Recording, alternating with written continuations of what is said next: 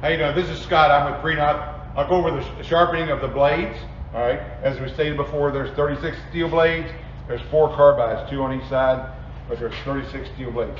So here we have where you sharpen them. On the bottom of it, you have a 1/4 inch of area that you sharpen. And I'll show you how to sharpen it.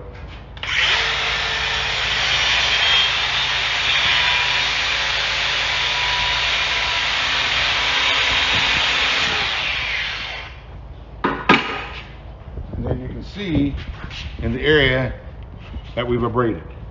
It's about a 1/4 inch wide, but your blade is sharp. Now, okay, so here you go. You got some that haven't been sharpened, and you can see that you sharpen them once a day. You don't need to sharpen twice a day. Sharpen once a day, and you have a 1/4 inch area on the bottom side to abrade. They don't need to be razor sharp. You don't need to sharpen them that much, but you need to keep the edge on them at all times.